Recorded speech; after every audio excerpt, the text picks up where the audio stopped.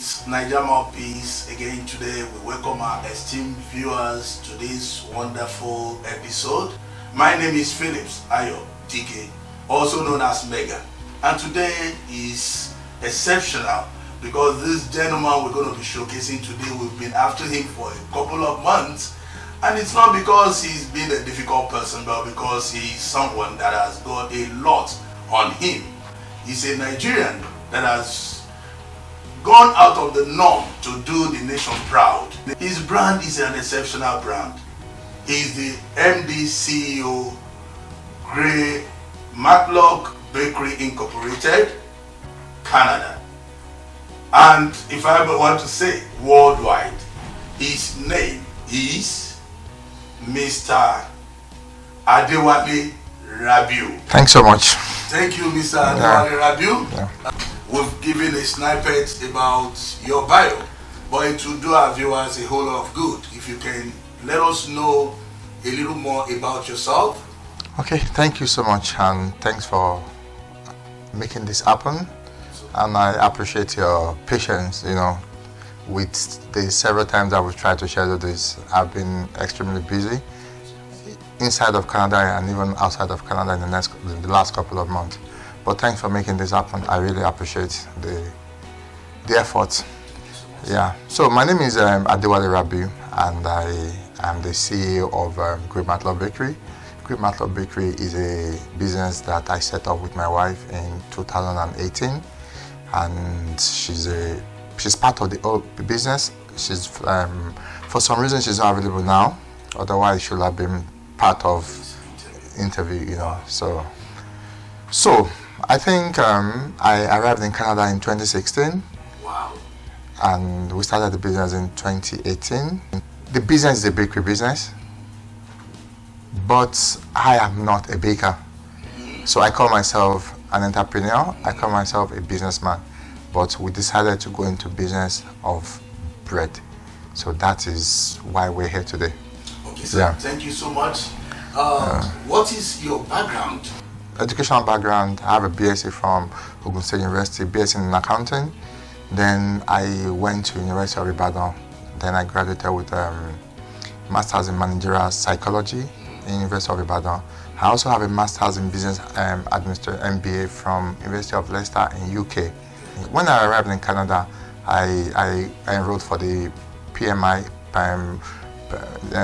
Project Management Institute exam, which I got my Project Management Professional certification in 2017. Okay, I started as a banker.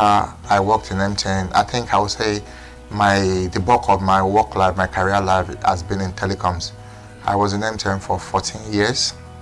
So my last role in MTN before leaving MTN was the regional sales manager for the South business. So I was in charge of the whole of the South. So I was seated in Port Harcourt, managing all sales managers in the South region, comprised of 7 states in all. So that was my last role in Nigeria before moving to Canada. Most Nigerians come to Canada or travel to other part of the world, and they want to maybe follow through with whatever they've been doing back home. You've been an accountant. With the resume you read out, you've attained a whole lot for yourself and your lot. But at the end of the day, when you came into Canada, you delved into project management as a core to upgrade. But you didn't even stop there. You didn't go about seeking for project management job, but you went into a territory that no Nigerian has ever thought of in Canada, Agege bread. What informed that, sir? Okay, I will answer that question by giving a bit of more details about my background. Okay, in the 16 years I was working in Nigeria, I worked in 3 banks. Standard Trust Bank, before it became UBA. I worked in Guaranty Trust Bank, and I worked in Bank PHB. So that was when I actually took a break of 2 years while I was working in MTN to go and work in the bank. Then I went back to MTN, then I left MTN. So as soon as I arrived in Canada, the first job I got was I didn't start bakery immediately. I was working in Rogers as a senior business analyst. I was I mean, that was the position that I was recruited for. But I started managing IT projects for Rogers. That was when I started the business with my wife, and side by side. Then the business started getting popular with the help of Nigerians buying the product. Then that was the point that we decided to focus on it fully. So you started working at Rogers, yes, even as a senior staff. Yes, senior business analyst. Yeah. It looks like because you're business oriented, you're insatiable. When I mean you're insatiable, you did not decide to sit back and relax with whatever Rogers is giving to you. Yeah. And if I may ask, why didn't you open up an agency? Because you're a human resources person, you didn't open up an agency maybe to start hiring people. You didn't open up go into other field. Why bread? Because though we have a community now that is fast growing, yeah. But at 2016 that you talked about, 2018 that you talked about, there were not much Nigerian as we have right now. But what informed the idea that, wifey, let's go into bread business? Okay, I'll tell you this again. I'll still take you back to Nigeria. Okay. So before leaving Nigeria, while I was even working in MTN, I was into farming business. So I had a poultry, and the poultry it wasn't a small poultry, because at some point we had about 25,000 birds in the poultry in Abeokuta, producing about 400 crates of egg every day, selling it into Abeokuta market and moving it to Lagos. At least at that point, we were moving eggs to Lagos almost 3 times in a week. So that was while I was still working in M10. On the other side, my wife was in the oil and gas industry. So she too, we've always been a business-oriented family. So she too she was one managing our oil and gas business. So we're distributing diesel. We had trucks that we use in dispensing and distributing diesel to schools, to estates, to banks. So we were big in diesel distribution. So we get it directly from the depot in Apapa.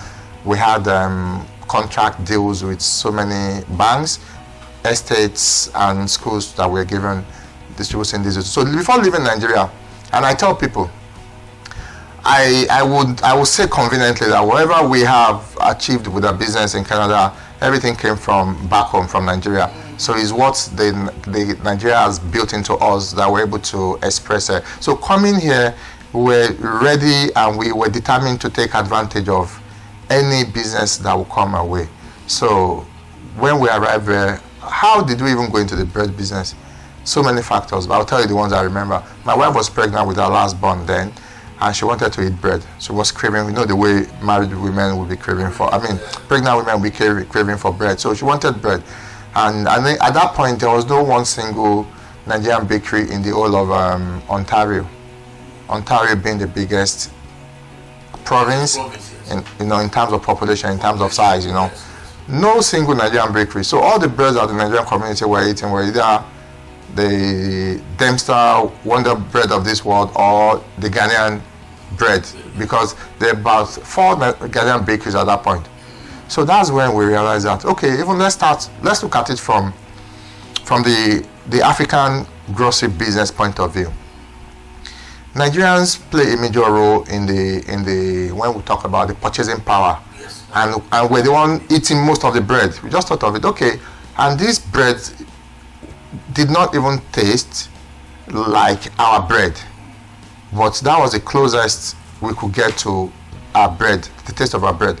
So that's okay. If we go into a business of producing our own bread, not only for our community, but for the other African countries, maybe it would be a worthy business. And that's what started the whole of the bread business.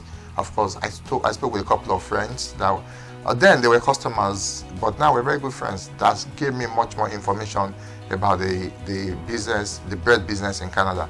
And we started the business, and of course today they say the rest is history. So why not other businesses? I just informed you now what led to bread. But again, I'll tell you that even at that, because of the business mind that we've always had, there's so many other things we're doing that is, it's just that the bread is the one that is popular. For example, I'm into business consulting, business advisory. I have other small businesses or startups that have helped to set up their business in Canada, and I'm even still doing currently. In fact, with the conjunction of Black Entrepreneur Enterprise, Black Business Enterprise, and York University, there's a program that they had for food accelerators, where I was the only Nigerian and the second African mentor that was brought on board to mentor other small businesses, whether they are Africans, Arabians, Canadians. So I was on that program for 6 months, and it was even 2 weeks ago that the program ended. So that is to tell you that anything that is business, that is entrepreneurial oriented, is what I have interest in. Yeah. You're the typical example of what Canada would say second stream of income. And I think by what you said, you've always been this person that believes in doing some other thing apart from your core. That's correct. It has worked rightly for you. Yeah, that's correct. Thank you so much, sir. In doing this business, what are the challenges you face? Because, like you said, you've been able to tell us what was really the inspiration. Your wife craving was what made you think of the idea just came out of Madame's grave. Yeah. Now, what has been the challenges you've been going through? Because it's a new thing in a new environment. What are the challenges you've been going through, making it work? So I'll take you back to 6 years ago when we started the business in 2018. March 18 was when we started the business. So many challenges, but for us and for me, our philosophy has always been, no matter what the challenges are, it will not stop us achieving our dreams. So the number one thing was, which I always tell people, it shouldn't be the reason why you should not go into business, which is capital. Funding was the initial challenge we had, coming to this part of the world. Unlike Lagos, where some of those tasks of baking a bread could be done manually, here, nobody's going to do it manually for you. So almost everything has to be done with the machine. And that became a big problem, raising funds for the equipment that would be needed. When we started, it was meant to be, like you said, second stream of income. So it's not as if the fund was there to start the business. So the number one challenge was fund, but of course we're able to work around it. And I tell people that I mentor in business, so long you have a good product and you have a very good idea or very good service, the money or the capital should not be your challenge. A good business idea will always overcome all those financial challenges at the beginning. So based on that, we're able to overcome those that we faced we had people that believe in us, and they were able to provide money to start with. Of course, we borrowed money from people, from family and friends, to start the business. And of course, today, they are proud of what we made of the money they borrowed us. And even some people wanted to be part of the business then, and now they probably are regretting why they didn't put their money down. So that's it. That's part of the number one challenge. Then the second major challenge will be manpower, people to do the job, which is a major problem in Canada, which is one of the reasons why most of us are even in Canada in the first instance. Canada was looking for people to work, and that's why we provided ourselves. We'll come to Canada to come and, do that, So now, being in Canada, now starting a business, you're not just working for the companies that had initial problem of people to do the job. You have now created a problem. So you've created more problem for the system. So you have to take your share of the unemployment, of finding suitable workforce for businesses in Canada. So that became a major problem, for a major challenge then.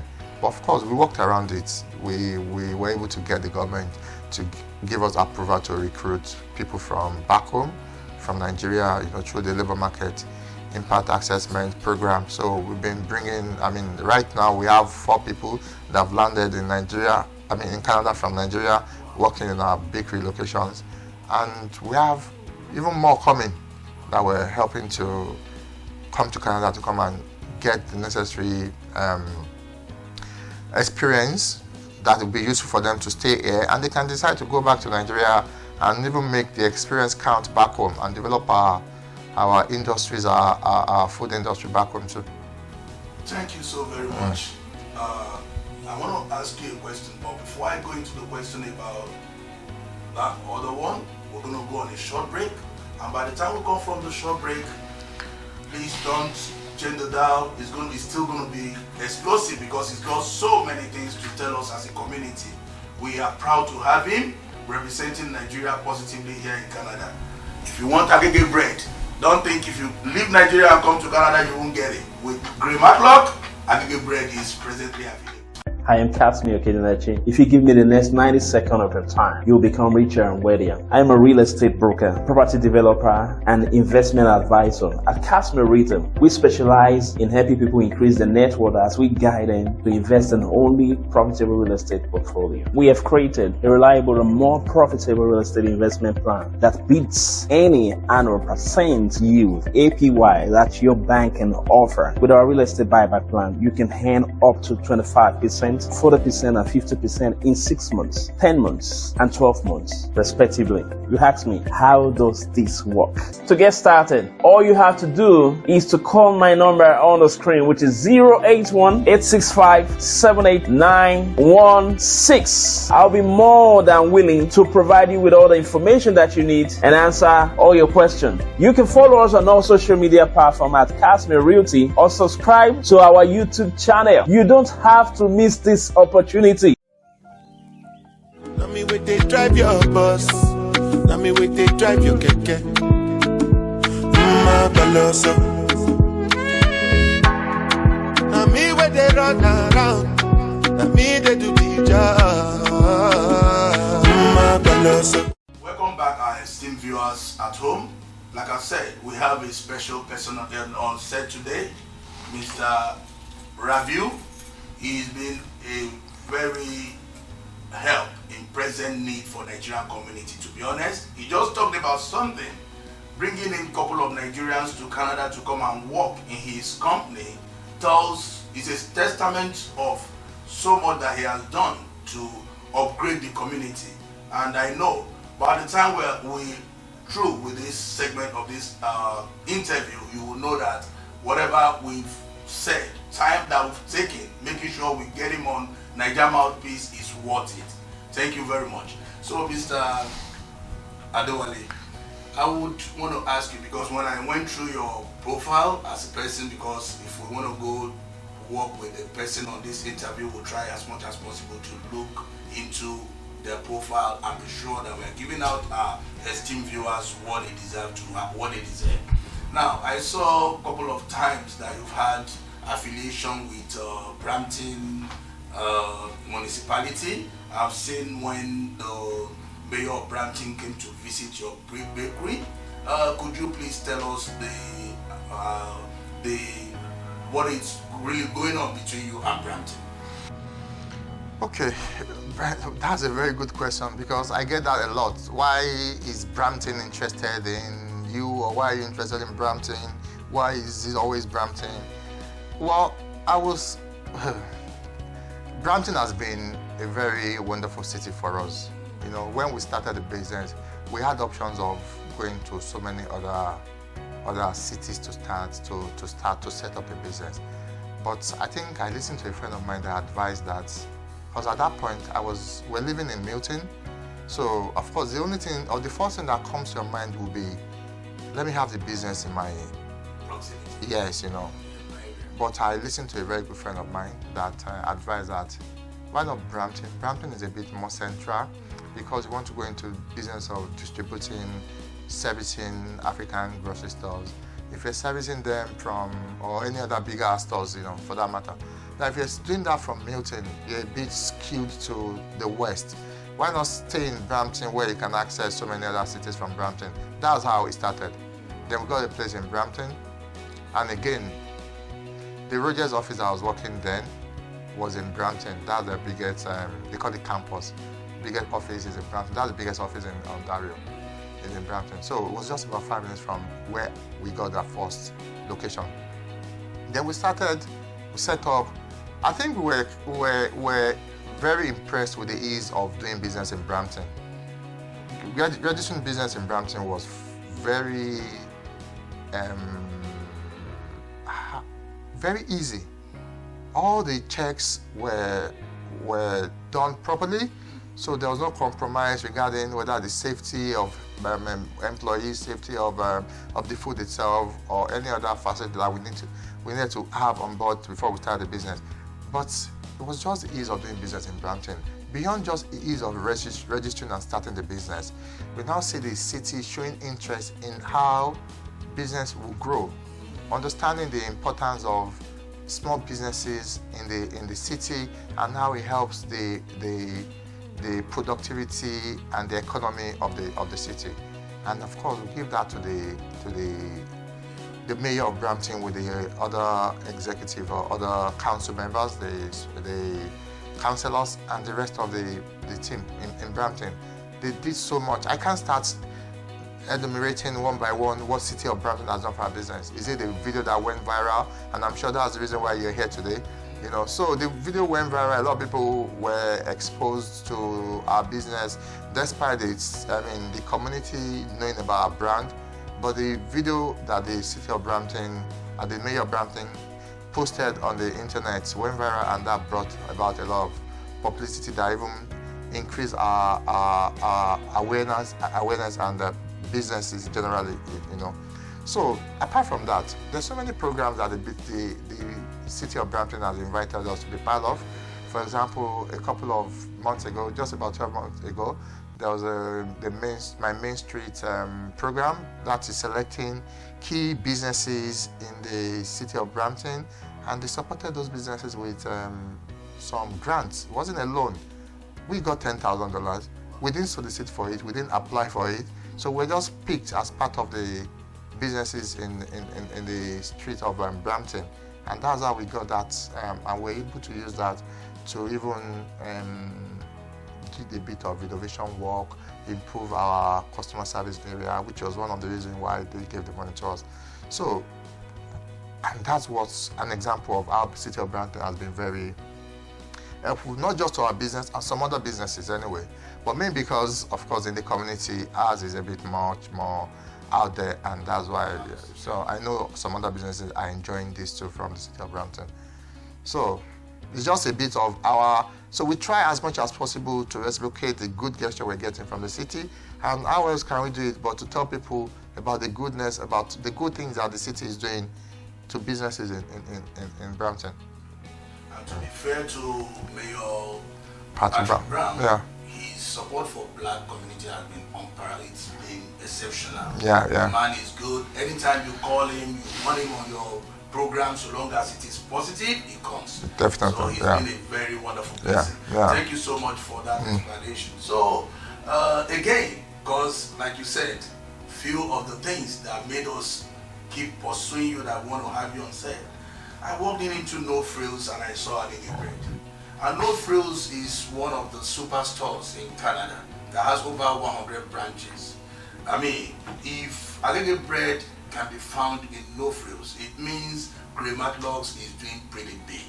It's no longer limited to Nigerian community alone. It's no longer limited to African community alone. And I saw a couple of people give positive review. I mean, Caucasians talking about Agege Bread. I mean, people from different communities in Canada talking about your product. How were you able to penetrate into No Frills and bigger stores? Okay, thanks for that question. And I'll tell you that one of the contributing factor to this ability to penetrate will definitely be the acceptance from our immediate community, and that's saying thank you again to the Nigerian community in Ontario, in Toronto, and across other provinces in Canada, because the acceptability of our brand helped other. You can imagine entering a supermarket and you're picking 4 or 5 loaves of a certain brand of bread, You know, your next customer will probably be wondering, why are you buying that much of, you know? And you know the way we sing our praises, and people say good things about the bread. And again, maybe is someone from the Asian community, whether it's Indian, Chinese, gets to buy the bread, Filipino, and say, wow, it tastes nice. That person is going to tell someone else in his own community too. And that is how we started growing our customer base outside of the African. Then we moved to the Caribbean. I remember there's a lady that works with Canada Post, Nikki, that's her name. So Nikki came to the bakery to deliver some meals from us, from maybe some utility meals. And so, it smells nice in here. I say, yes, we have bread. And I gave her a look. She said, no, I don't have money to buy it. I said, no, just go and try it out. And she tried it. She came back the second day. Wow, that bread is nice. She started buying. I think a day or two after, she came with her family. The husband came with her. That bread is really nice. I just have to come and see for myself. This is the best bread in Canada that I've ever tasted, you know. They bought a couple of loaves. It was during summer in 2018. Then I think they took it to some barbecue parties, organized by Caribbeans. And that's our first advent into the Caribbean community. And up till today, we're getting stronger. I tell people, out of 10 people that walk into our bakery location to buy bread, 4 or 5 might actually be from the Caribbean, you know. So, and I think we appreciate that too, you know. Then again, we were able to sign a deal with Loblaws. So Loblaws has about 13 supermarkets, chains of supermarkets across Canada. No Frills is just one of those supermarkets. Rick Canadian Superstore is one of the supermarkets. Fortino's is one of the supermarkets. Zare is one of the supermarkets. Profigo is one of the supermarkets. And these supermarkets are scattered all over Canada. So the moment we signed that deal with Loblaws, so we have access to over 1,500 chains of supermarkets across Canada. So beyond having our brand in well over 300 African Caribbean stores, or even Chinese and the Asian stores, we now have access to over 1,000 supermarkets, or departmental stores like we call it back in Nigeria, across Canada. So anywhere we have our bread being produced and there's a supermarket that is under the umbrella of Loblaws, we sell into those, or we can sell into those supermarkets. For example, we have 5 franchises across Canada. Apart from the 2 branches that is fully owned by us, the Mississauga and the Brampton location, we have a franchise location in Ottawa, which was our number 1 franchise location. Then we opened the second one in Waterloo. Then the third one in Windsor, the fourth one in Oshawa, and the last one is in Calgary, which Calgary used to be a branch that we owned, but of course, difficulty of traveling to Canada to oversee and manage it. So we just gave it out as a franchise location in April of this year. So we have another wonderful Nigerian running. All of these franchises are being run by Nigerians of today. So beyond recruiting and employing Nigerians in all our 7 locations across Canada, we still have Nigerians that have been empowered to run their own businesses and employ people across Canada in all of these 5 franchise locations. Thank you so much. A good business, a good product will sell itself. And that is exactly what I'm going to say about Agege bread. And aside that, you have this attitude of being appreciative of the community. And that again is a testament to the kind of person you are, because when appreciation goes forward, people want to do more. I want to say, you're here right now, and like you counted rightly, I think about 7 branches as we speak right now, and expecting, from these 7 branches, and I'm very sure the access you have to almost 1,000 superstores, the 7 branches will not be able to satisfy those locations. What are you looking at? I'm going to still come back to the franchise. Are you looking at having people on board for investments? Are you open for more people to come and invest funds into this business? Because I will be proud to have this same product showcased in the US, showcased in England, and everywhere in the world. Are you open to more hands coming on there financially? Well, for us, one of the model or strategy we adopted to grow our business is a franchise model. You know, I'll tell people that it's a family-owned business, myself and my wife, but when we sit down and we discuss how to grow the business, issues around the business, it will be like if we're in a board meeting, you know, with serious discussion. At times we get angry, we don't agree all the time. We'll leave it again, we'll come back and discuss it, just like any board meeting, you know, discussion. So we chose to adopt the franchise model to grow our business, which means we've opened our door to work with people of like minds that see what we see and are ready to believe in our dream of having not just a Canadian brand. Our brand is no longer a Nigerian or African community brand. Like you know, if you walk into a No Frills, everybody buys the bread, irrespective of your color or your tribe or wherever you come from. So we want to have a truly Canadian brand. We're very strong in Ontario, we're strong in Calgary, which is Alberta, we're strong in other provinces around there, but we want it to be very, very strong in all of the 10 provinces and the territories in Canada.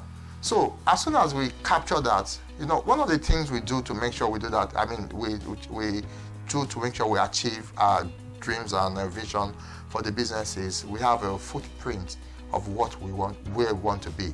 And before we open any franchise location or we sign any franchise agreement with any investor, we ensure that that market has been tested by us already. So for example, before we opened the franchise in Ottawa, we were shipping bread to Ottawa like twice every month. You know, a truckload of bread to Ottawa. We got in touch with the supermarkets and the African grocery stores there. We're shipping bread to them regularly. We developed the market, then it was easy for us to bring in an investor. Okay, you can now manage this territory that we have developed. Same thing we're doing for other locations. Currently, we've been shipping bread to the Atlantic Canada for over 5 years. New Brunswick, Newfoundland, Prince Edward Island, and Nova Scotia. So for us, it's time now to plant our next franchise in that location. We have one in Calgary already for Western Canada. We're going to open another one in Vancouver. And before you know it, Canada will be fully covered. But we're not going to even wait until Canada is fully covered. Already, in the next 12 months, we're going to have minimum 3 franchise locations in the US. So to now make us a true North American brand, not just a Canadian brand. We've signed this agreement. One of them will be installed. Installation of the equipment should start very soon for our first flagship franchise in the US. So watch it, US. Agege bread is coming your Yeah. way. It's coming your way very, very soon. So we're coming there. Wow, Yeah. that's great. That's great. Now, you're here, and franchise is growing. How do you monitor the franchise to make sure they meet up to the standard you have built and the brand, so that it will not? Because if I go to Calgary today and I'm eating Agege bread, I should be sure and satisfied that what I'm eating is the same as what I have eaten when I was in Ontario. So how do you make sure nothing changes the brand and the whole thing still remains the same, just like every other brand will always maintain a particular taste? Okay, now, beautiful. The point is, franchise business is not new. It's been around here, especially in this part of the world, for decades, you know, if not century. Because if you read about the popular franchise businesses like McDonald's, you know the number of years, even KFC, these are franchise businesses, you know. And what we just did was to adopt the model of franchising. If you drink a bottle of Coke, except for those that actually, I don't know, you wouldn't tell me a bottle of Coke is different from a bottle of Coke in Canada, in Nigeria and Canada. I would say it's the same, but some people might tell you it's different, but I don't know. It's the same recipe. If you eat a Tim Hortons pastry here in Ontario and you travel to Calgary, it should be the same. So it's the same model, which means there's a recipe that is common to everyone, and that's the same thing we did. So the recipe for all of our franchise locations comes from the head office. So aside the recipe, you still have to train them? Definitely, that's a package. It's part of the package for the franchising. They come around here, they spend, in fact, one of our best franchise today, spent 6 months training with us here. Decided to work for 6 months so that I get everything. But we always ask our franchise to spend a minimum of 2 months here to train, for especially those that do not have any baking experience. We train your employees, we train the owners so that we can retrain others, and we continue to support them from now, time to time. Anytime we have a new product that we added to our brand, we train our franchisees. Thank you so much. If I may ask, for the benefit of our viewers out there, because a lot of our viewers are looking forward to time like this, when they will have opportunity of having something to do with a big establishment like this. So, what is the model of you getting of your staffing? For instance, do you take new immigrants, like to come either go through your training, internship, or you take them as staff? So what is the model of your staffing? Okay, we'll call ourselves equal opportunity employer of labor. We give opportunity to everybody, whether you're a man or a woman, whether you're Nigerian, Ghanaian. As of today, we have Ghanaians. If you go to our factory at the back, you're going to see the flag of different nationalities that we have there. We have the flag of each time we employ somebody from another nationality, we get the national flag and we put it in our factory. So you're going to see Canadian flag, you're going to see the Indian flag. We have Jamaicans that have worked for us before. The Cameroonians have worked in a bakery before. We have Indians working now, and of course Nigerians. So what we do is we are open to anybody that has the required skills or that have the required temperament. We even train them. Apart from those that we brought from Nigeria that are professional bakers, others, most times, more than 90% of other people that have worked there, we train them in-house there. So we train people and they are made to work here. And I'll tell you, in the last 6 years I've been operating here, more than 75 Nigerians have passed through this place. They come in, they work for 2 months, 3 months, 6 months, they settle down. Maybe they arrived in Canada as looking to continue their, let's say, career in accounting, but they couldn't get a job immediately. They're looking for somewhere to start with. Yeah, we employ them and we encourage them to pursue their dreams. They move on. Most of them, they will still come back. Last year, I remember we had a Christmas party in a restaurant, one of the biggest Chinese restaurant here, and I was looking at the pictures later, and that's when I realized that, wow, beyond just carrying the HR file to look at the numbers, wow, because they actually came back. Those that have moved out of our bakery to pursue their careers and dreams, they came back for the party, and I was really impressed with what we've been able to do. That, wow. So, for people to leave and come back to come and celebrate with you. Oh, please, this is one of the important questions we ask our audience, because you told us how you were doing very well back in Nigeria and you came to Canada, you studied and all of that. Few months when you were studying, how were you able to keep up with the family? What were you doing during the period you came in, you were studying? Because we just want to know if you had that day of little beginning or everything was smooth. There was never a challenging period. When I arrived in Canada, I didn't have to go to school. Okay. My experience, my credentials from back home was what I used in getting the religious job. But I now, and that was in 2016 that I got the job. Of course, a reading mind will always want to read. So I went back to, that's when I now went back to, I saw a career path for myself, and I just thought, project management is big in this part of the world, that I needed to have that experience of managing big projects, because one of the roles I was given immediately was managing one of the biggest projects in the company. It was more than $150 million project, and I was the lead business analyst, the senior business analyst. So I needed to understand how to manage big project better, and that's why I went back to school to study to get my professional certification in project management. So I went back to school. It wasn't easy having to read. Well, I didn't have to. Well, to become a certified project manager, you don't have to go back to the brick and mortar of a school. But studying, going back, juggling that with family responsibilities was a big challenge. But of course, for where there's a will, there's always a way to achieve. Thank you so much, Mr. Rabiu. For a very busy man like you, how do you unwind? Do you have time to rest? It's been, so many times we've called you. It's either you're on the flight going to Nigeria to impact people's life, or you're back here in Canada. One of the municipalities is calling you to come and lecture their upcomings and all of that. How do you unwind? How do you rest? Well, I know how to work hard and I know how to play too. I know how to work hard, I know how to play. One of the things I designed for myself is Saturdays especially, I don't go out. I don't take up any engagements. I spend it with my family and I rest. Sunday after church too, I go back with my family. So you hardly see, maybe my social life might be suffering a bit because apart from the time I spend on the business, on my work, what I do again is I rest on Saturday. I spend time with my family.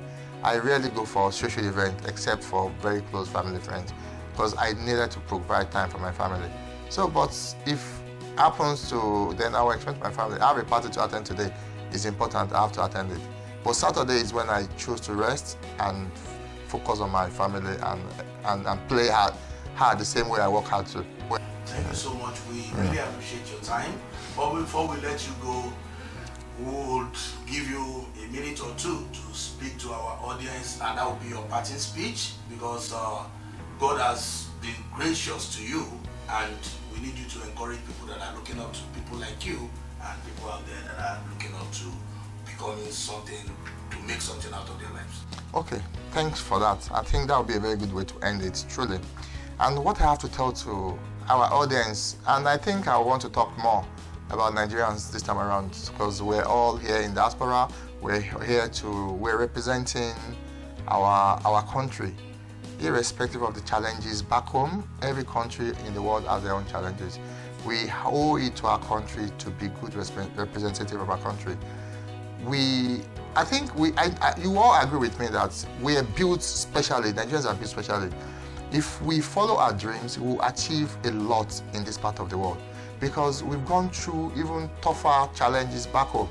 So it makes it easy for us if we follow and we focus on what we're really truly made of. The spirit of Nigeria is real.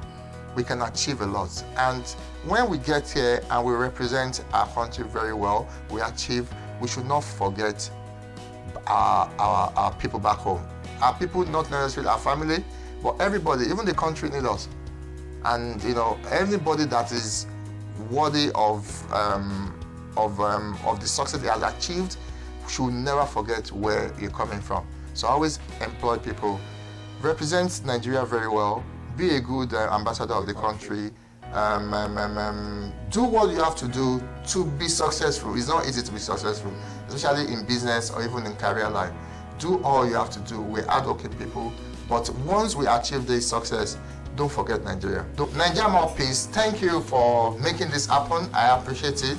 And I'm going to say I appreciate your patience with making sure that this happened. I look forward to it. I was waiting, but of course, with busy schedule, it was a bit difficult to get it to happen immediately. But I appreciate this, and I'm imploring everybody that has any good story to share, talk to Nigerian Mouthpiece. They'll take your story out there, and you will get the much needed publicity that you want for your business. Thank you. Thank you so much. Until we meet on our next episode, we believe you must have enjoyed this. Like I told you when we started, Mr. Rabiu is packed. This is just snippet of so much that he has in there. We look forward to having you on our next episode. Thank you very much.